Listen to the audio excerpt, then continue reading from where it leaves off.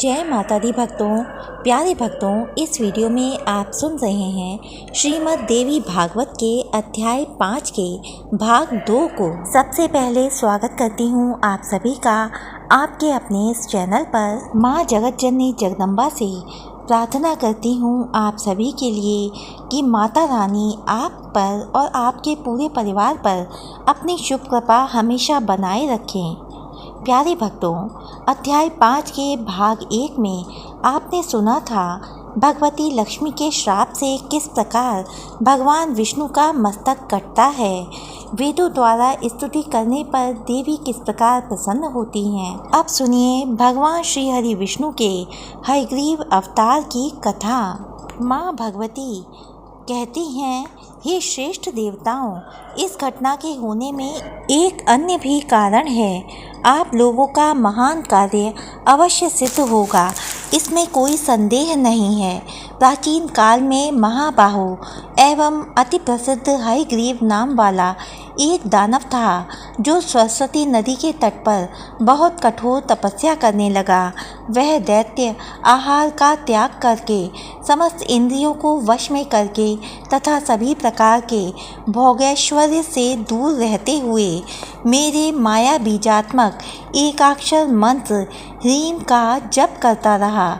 इस प्रकार समस्त आभूषणों से विभूषित मेरी तामसी शक्ति का सतत ध्यान करता हुआ वह 1000 वर्षों तक कठोर तप करता रहा। उस समय उस दैत्य ने जिस रूप में मेरा ध्यान किया था, उसी तामस रूप में उसे दर्शन देने हेतु उसके सामने मैं प्रकट हुई। उस समय सिंह पर आरूढ़ हुई मैंने दयापूर्वक उससे कहा, हे महाभाग, तुम वरदान मांगो। हे सुव्रत, मैं तुम्हें यथेष्ट वरदान दूंगी।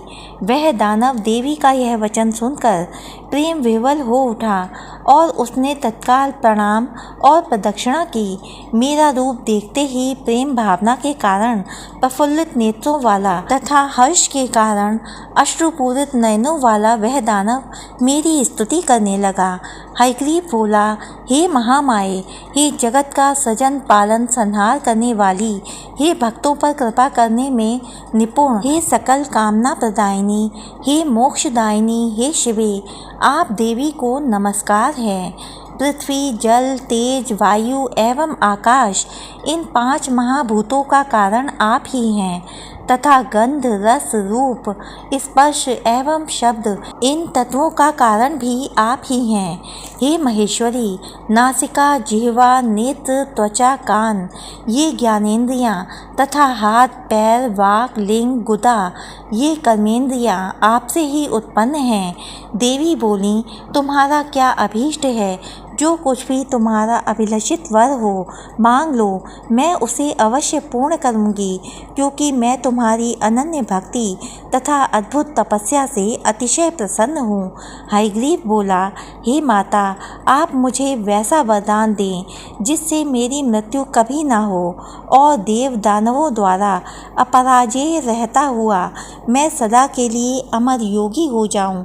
देवी बोली, जन्म लेने वाले की मृत्यु निश्चित है और मरने वाले का जन्म भी निश्चित है।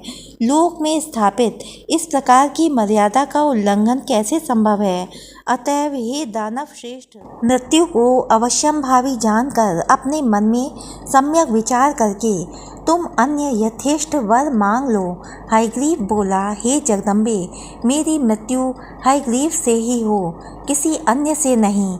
मेरी इसी मनोवांछित कामना को आप पूर्ण करें। देवी बोली, हे महाभाग, अपने घर जाकर अब तुम सुखपूर्वक राज्य करो। हयग्रीव के अतिरिक्त अन्य किसी से भी तुम्हारी कदापि मृत्यु नहीं होगी। उस दैत्य को यह वरदान देकर मैं अंतर्ध्यान हो गई और वह भी परम प्रसन्न होकर अपने घर लौट गया। वह दुष्टात्मा इस समय मुनिजनों तथा वेदों को हर प्रकार से पीड़ित कर रहा है और तीनों लोकों में कोई भी ऐसा नहीं है जो उसका संहार कर सके। अतः त्वष्टा इस अश्व का मनोहर सिर अलग करके उसे इन सिर विहीन विष्णु के धड़ पर संयोजित कर देंगे। उसके बाद देवताओं के कल्याण के लिए भगवान हयग्रीव उस पापात्मा अत्यंत क्रूर तथा दानवी स्वभाव वाले महाअसुर हयग्रीव का संहार करेंगे। सूत जी बोले, देवताओं से इस प्रकार कहकर भगवती शांत हो गईं और इसके बाद देवगण परम संतुष्ट होकर देव शिल्पी विश्वकर्मा से बोले, देवताओं ने कहा आप विष्णु के धड़ पर घोड़े का सिर जोड़कर देवताओं का कार्य कीजिए। वे भगवान हयग्रीव ही दानव श्रेष्ठ दैत्य का वध करेंगे। सूत जी बोले, देवताओं का यह वचन सुनकर विश्वकर्मा ने अति शीघ्रता पूर्वक अपने खड़ग से देवताओं के सामने ही घोड़े का सिर काटा। उसके बाद उन्होंने घोड़े का वह सिर अविलंब विष्णु भगवान के शरीर में संयोजित कर दिया और इस प्रकार महामाया भगवती की कृपा से वे भगवान विष्णु हयग्रीव हो गए। कुछ समय बाद उन भगवान हयग्रीव ने अहंकार के मद में चूर उस देव शत्रु दानव का युद्ध भूमि में अपने तेज से वध कर दिया। इस संसार में जो प्राणी इस पवित्र कथा का श्रवण करते हैं वे समस्त पापों से मुक्त हो जाते हैं, इसमें लेशमात्र भी संदेह नहीं है। महामाया भगवती का चरित्र अति पावन है तथा पापों का नाश कर देता है।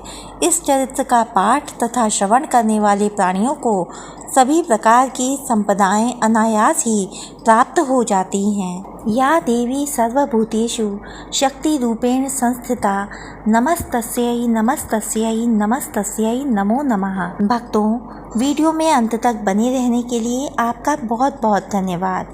देवी भागवत के इस अध्याय में आपने सुनी भगवान विष्णु के हयग्रीव अवतार की कथा। इस कथा को सुनना परम कल्याणकारी है। श्रीमद् देवी भागवत पुराण के आगे की कथाओं को सुनने के लिए जल्द से जल्द हमारे चैनल को सब्सक्राइब कीजिए, वीडियो को लाइक कीजिए। तो मिलती हूँ आपसे अगले वीडियो में, तब तक के लिए जय माता दी भक्तों।